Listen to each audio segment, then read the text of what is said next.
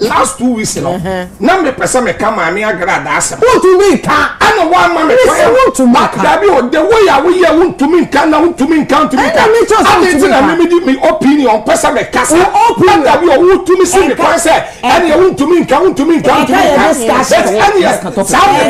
discussion ya dia show me ka say Isaac yati I'm a beautiful nyina to say next time show we ma mo friend me so be oni baby akọ o da bi say mo friend da bi say o da bi o da bi message ya o ya message for men ko shit so me free so me chia chief of staff Mr. Julius Debra baby obia nyame inshira no na osofu pani Reverend Dr. Isaac Owusu Bempa na osofu uche wo nyina etie me nyame inshira wo lutrot ma wasomra ha kausla you know me kasa mame waka yes bibi hye me mu mame nka ne mfiri me mu man come in free me more mean to men kasa last week no we ya de bi me ya me ya we ya de bi me ya wo TV so ema I say o say last week no me say me beka ma me Agradaa asem say last week now why last 2 weeks last 2 weeks last 2 weeks asem na obeka by this oh David me no me wo ho no tie David tie so baby a me ya wo me to last 2 weeks and na me say David o say me ba ye no me ni wadi agro kama but ehye mu say ehye mu no man kan ebe ha me okay ne kan because ade a we ye last week wa last 2 weeks e wa ha say me be kama me Agradaa asem na David I said what the pass of make it to one me so what do mean kan that sadia na we man hwe ya me ma show you show you ba woni be bia ko na me tie we savo no savo me aba tie me tie asem okay last 2 weeks asem last 2 weeks asem ade enfie me no asem kure show obi tirim me show obi tirim say agent maybe me na me host that una ya say one invite me na say ya ma host no onko afa 4 hours na ye aduma enti na maka ya me peso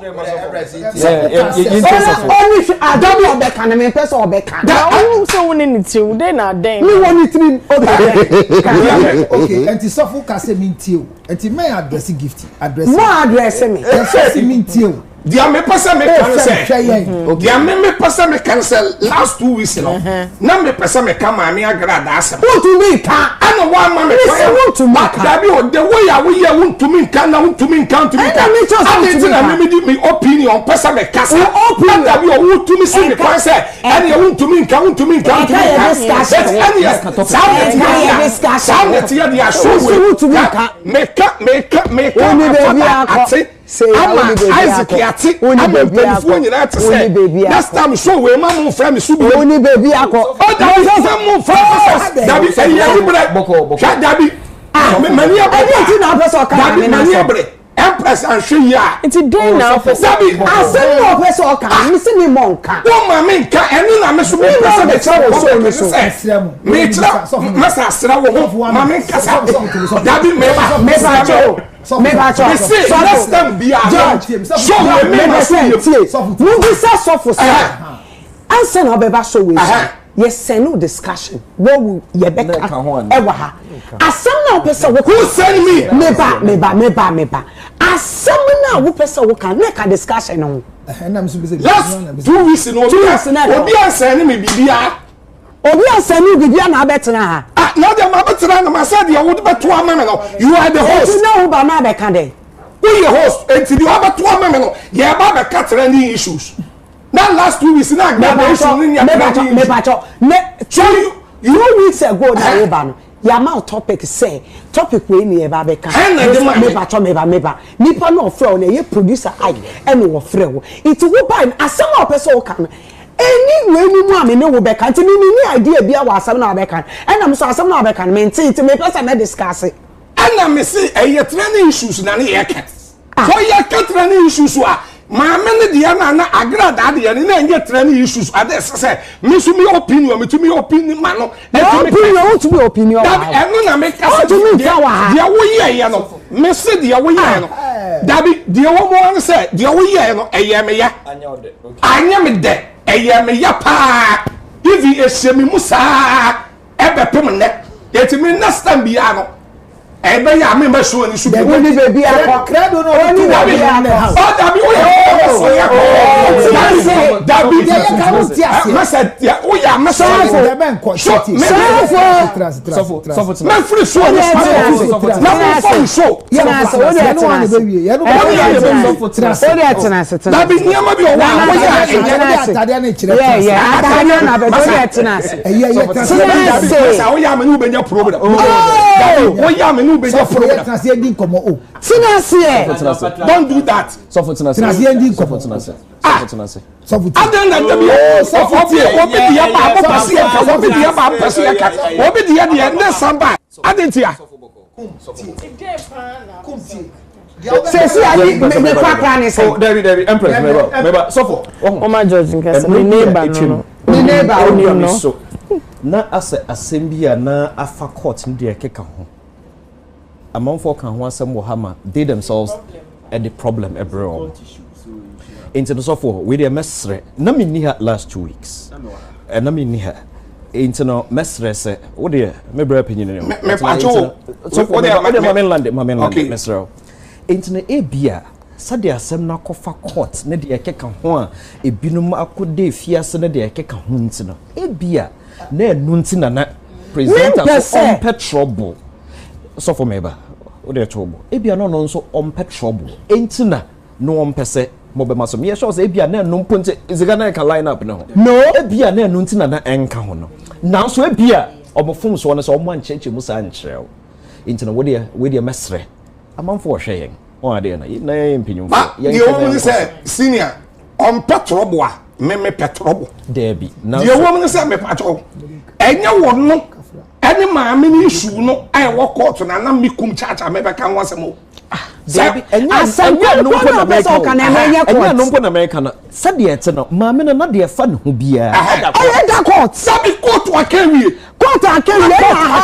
the discussion why do you want to talk about it me pacho ade a court akewie no pacho ye ntumi kan wasemo me pacho show nenda so eno na wo kan mente wase yes na so Pastor. And so na you trending issues. No cre.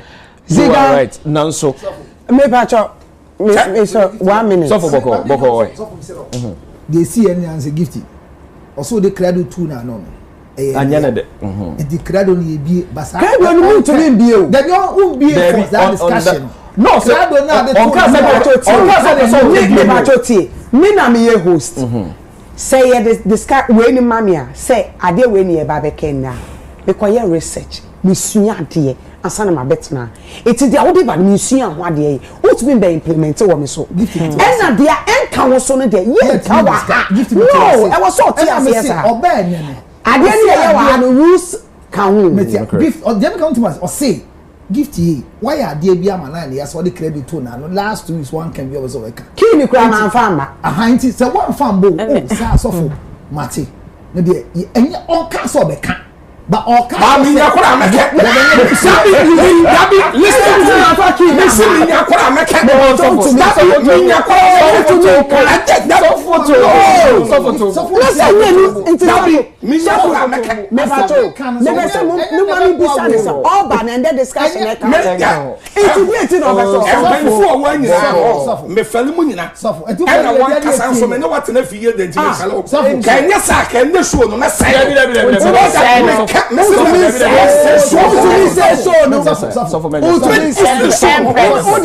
Empress. Go now we say how no. Yeah, they actually say gift a bibi. They oye no. Na how? Work you mate ye koye it doesn't ye koye no ma no nya apology or apologize. Say one more one kasa. Thank you. Gift apologize and let's go ahead. Thank you very much. Ziga. You see? Dabi you see? Oh, so boko. So boko. Adi ane ma me sa me nkasa. Me di no be fa mu di ezika. To be. Oh, to mame. Okay, see me sa me do. Wa kuma baso. Ti me be so me ko ziga be ba no wa ba. Dabi wo ma kuma. Ziga. Wo ma kuma. Papa bo che. Semben. Sofu. Ziga yenko. Boko, yes sir. Boko. Ziga.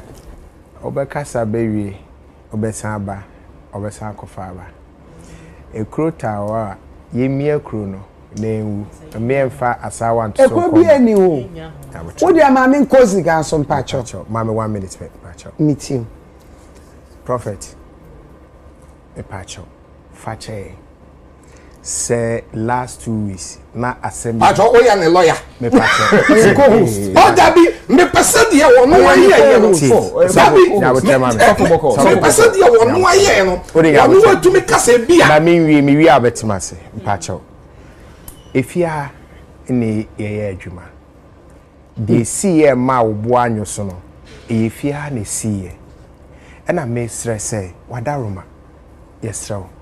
Se wakuma so asema na pesa woka akwanya ma wanka na ye ka wokasa boa hye oyem kebe ya ka fache na wadaroma ye nto adwumadi ni so na yesro Me da se ba me venture me kasa ansa na mapon eni mu pagya me free show so sadi ye tie bia ene de wo manu mu bia me pesa me ka bia me ka ene ende mo pa mo pagya me free show so Empress obia ntimi fa topic in free ni fie ene na me pesa o te ase because say ya ma obia ye ba be no you know so we are coming to my yentwa eneduma Ziga